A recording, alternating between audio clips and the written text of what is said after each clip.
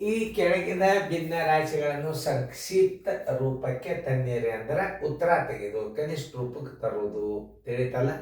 ಒಂದು ಮಾಡಿ ತೋರಿಸ್ತದ ನೋಡ್ರಿ.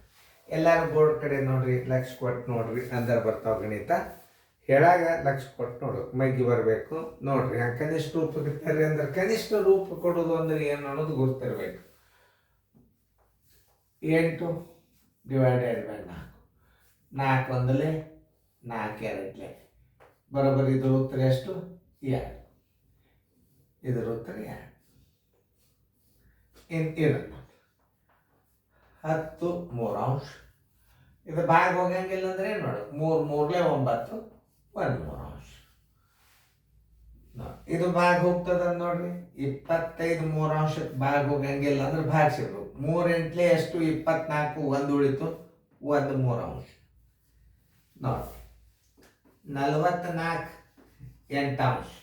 ಈಗ 4ರಲ್ಲಿ ಹೋಗ್ತದೆ ಇದು. 4 2ಲೇ 4 11ಲೇ ಬರೋಬ್ಬರಿ 11 2/2 ಇಜುಕೊಟ್ಟು 5.12. ಹಿಂಗೆ ತಿಳ್ಕೊಂಡು ಮಾಡುವಂಥ ಲೆಕ್ಕ. ಇವು ಎಷ್ಟು ನೀವು ಬೇಗನೆ ಕಲಿತೀರಿ, ನಿಮಗೆ ಮುಂದೆ ಗಣಿತಗಳು ಭಾಳ ಸರಳ. ಕನಿಷ್ಠ ರೂಪಕ್ಕೆ ತೊಗೊಂಡು ಬರ್ರಿ ಅಂದ್ರೆ ಏನು ಮಾಡೋದು? 100 ಡಿವೈಡೆಡ್ ಬೈ 12. 4 3ಲೇ 4 25ಲೇ ಬರೋಬ್ಬರಿ 25 3/2. 3 8ಲೇ 24. 1 3/2 ನೋಡ್ರಿ.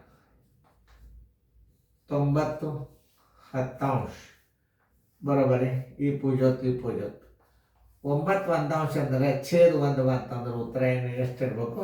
9 ಇರಬೇಕು. ಮುದ್ದಾಂ ತೋರ್ಸಿನ ಅದ ನಿಮ್ಗೆ ನೋಡ್ರಿ. 105 0 ಡಿವೈಡೆಡ್ ಬೈ 210. ಈ 0 ಈ 0.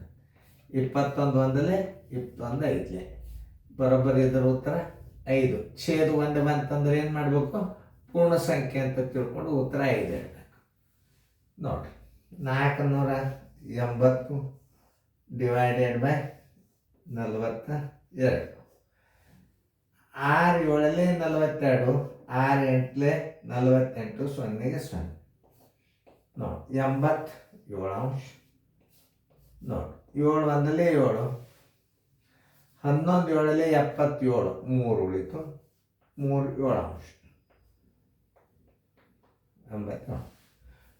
ಇಷ್ಟು ಗಣಿತಗಳನ್ನು ಮಾಡೋದು ಎಕ್ಸ್ಪರ್ಟ್ ಕಲಿಬೇಕು, ಚೆಂದಾಗಿ ತಿಳ್ಕೋಬೇಕು. ತಿಳಿತಲ್ಲ? ಹಾಂ ನೋಡ್ರಿ. ಈಗ ಇಂಥವು ಮಾತು ಬರ್ತಾವೆ. ಈಗ ಮುಂದಿನ ಸರಳೀಕರಣ ಬಂದು ಅಂದ್ರೆ ಇನ್ನು ಮುಂದೆ ಭಿನ್ನ ರಾಶಿಗಳು ಕೂಡಿಸೋದು, ಕಳಿದು, ಗುಣಾಕಾರ, ಭಾಗಾಕಾರ.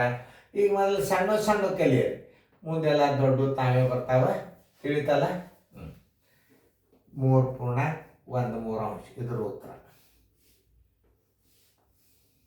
ಇದ್ರ ಉತ್ತರ ಎಷ್ಟು ಬಂದದ? 8.13. ಏನ್ರಿ ಇಡಲ್ಲಿ ಹೆಂಗೆ ಅದು ಹೆಚ್ಚು ಕಡಿಮೆ ಆಗಿತ್ತಂದ್ರೆ ನೀವು ತಿದ್ಕೋರಿ. ಗಡಿಬಿಡಿಯಾಗ ಆಗ್ತಿರ್ತಾವ. 5.12